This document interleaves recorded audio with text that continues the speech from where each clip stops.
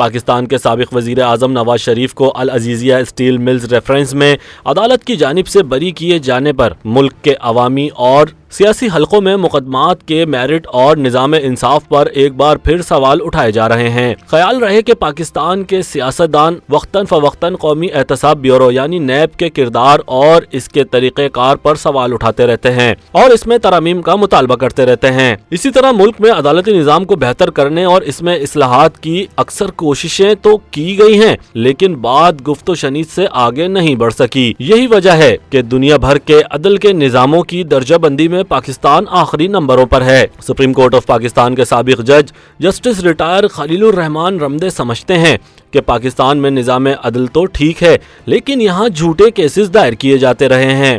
سیاسی بنیادوں پر بنائے جانے والے کیسز پر تو وہ کچھ نہیں کہہ سکتے، لیکن معاشرے میں یہ روز ہوتا ہے۔ ان کا کہنا تھا کہ یہاں بنائے جانے والے 99% کیسوں کی بنیاد جھوٹ اور ناانصافی پر مبنی ہوتی ہے۔ مبصرین کی رائے میں پاکستان کے نظام عدل میں بہت سی کمزوریاں ہیں جنہیں بہتر کرنے کی ضرورت ہے۔ تجزیہ کار مجیب الرحمان شامی سمجھتے ہیں کہ پاکستان کے عدالتی نظام میں جو تاخیر ہے اس سے سارے مسائل پیدا ہوتے ہیں۔ ان کا کہنا تھا کہ نواز شریف کے کیس میں اگر ان کی اپیل 4 سال پہلے سن لی جاتی تو اس کے اثرات مختلف ہوتے۔ تجزیہ کار احمد ولید سمجھتے ہیں کہ پاکستان کے سیاسی حالات میں ہر بار لاڈلا تبدیل ہوتا ہے اور پاکستان میں یہ کام کئی دہائیوں سے چل رہا ہے۔ نیب بطور اعلی کار استعمال ہوتا ہے۔ پہلے مقدمات بنائے جاتے ہیں، مطالعہ کرنے پر پتہ چلتا ہے کہ نیب کی جانب سے بنائے گئے زیادہ تر مقدمات میں کوئی جان نہیں ہوتی۔ اپنی بات جاری رکھتے ہوئے ان کا کہنا تھا کہ جب اسٹیبلشمنٹ چاہ رہی ہوتی ہے کہ لائن آف ایکشن تبدیل کرنا ہے تو وہ اپنا کام کراتی ہے، پھر اس کے بعد وہ مقدمات ختم ہو جاتے ہیں اور یہ سلسلہ رک نہیں رہا۔ ان کا کہنا تھا کہ آج بھی ایسے مقدمات بنائے جا رہے ہیں جس میں پی ٹی آئی کے قائدین اور کارکنوں کے خلاف ایک کے بعد دوسرا مقدمہ بنایا جا رہا ہے اور ایسے مقدمات میں کوئی جان نہیں ہے۔ مجیب الرحمان شامی کی رائے میں پاکستان میں بدقسمتی سے احتساب کا نظام سیاست کی نظر ہوتا چلا آیا ہے۔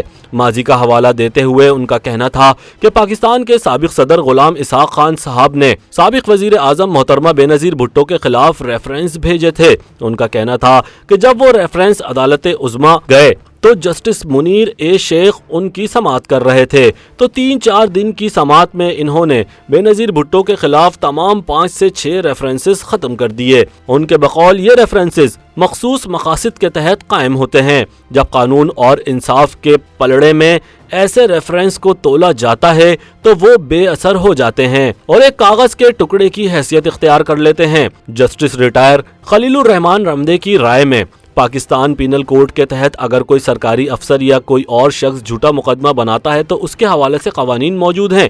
اگر فوجداری مقدمات میں جھوٹا مقدمہ بنایا جائے تو پی پی سی 182 کے تحت اور دیگر دفعات کے تحت ایسے شخص کو جیل بھیجا جانا چاہیے۔ ان کا کہنا تھا کہ اسی طرح سول قوانین کے تحت اگر جھوٹا مقدمہ بنایا جاتا ہے تو مقدمہ بنانے والوں کے خلاف کارروائی ہوتی ہے۔ انہوں نے مزید کہا کہ دنیا کے مہذب ملکوں میں جہاں جھوٹے مقدمات بنائے جاتے ہیں وہاں ایسے لوگوں کے خلاف کارروائی ہوتی ہے، لیکن پاکستان کی بدقسمتی ہے کہ یہاں کچھ نہیں ہوگا۔ مجیب الرحمان شامی کی رائے میں اگر دیکھا جائے تو نواز شریف کے ساتھ جو زیادتی ہوئی اس کا ازالہ ہو رہا ہے، لیکن جس برق رفتاری سے انہیں ریلیف مل رہا ہے اس پر سوال اٹھ رہے ہیں۔ ان کا کہنا تھا کہ پاکستان کا جو سسٹم ان کے در پہ تھا اب وہی سسٹم ایک دباؤ سے آزاد ہو چکا ہے اور فیصلے ان کے حق میں ہو رہے ہیں۔ سینئر صحافی اور کالم نویس احمد ولید کی رائے میں ماضی میں نواز شریف اور موجودہ دور میں عمران خان کے خلاف بننے والے مقدمات میں کوئی فرق نہیں ہے۔ ان کے بقول کرپشن کے مقدمات پہلے بھی تھے اور اب بھی بنائے جا رہے ہیں، سارا سلسلہ اسی طرح کا چل رہا ہے۔ احمد ولید کے بقول عدالتوں میں ایسی چیزیں پیش ہی نہیں کی جا رہی جس سے ثابت ہو سکے کہ فلاں جرم ہوا ہے۔ ان کا کہنا تھا کہ وائٹ کالر کرائم کے لیے بڑی محنت کرنا پڑتی ہے، ادارے کئی سال ثبوت اکٹھے کرتے ہیں، اس کے بعد مقدمات بنائے جاتے ہیں۔ ان کے بقول پاکستان میں سنی سنائی باتوں پر کیس بنائے جاتے ہیں اور دوران تفتیش گرفتاری کی جاتی ہے، ایک شخص کو جیل میں رکھا جاتا ہے اور پھر تفتیش کی جاتی ہے۔ مجیب الرحمان شامی کے بقول ہر مقدمے کی نوعیت مختلف ہوتی ہے، ایک مقدمہ ایک شخص کے خلاف مختلف ہو سکتا ہے اور وہی مقدمہ دوسرے شخص کے خلاف مختلف ہو سکتا ہے۔ ان کا کہنا تھا کہ پاکستان کی سیاسی روایت ہے کہ جو شخص زیر عتاب آتا ہے اس پر مقدمات قائم ہوتے چلے جاتے ہیں اور اس کو سزا بھگتنی پڑتی ہے۔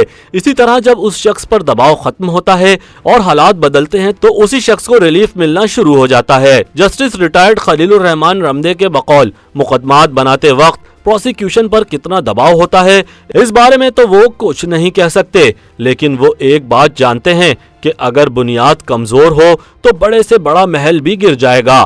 اس میں کسی کا قصور نہیں ہوتا بلکہ بنیاد رکھنے والے کا قصور ہوتا ہے۔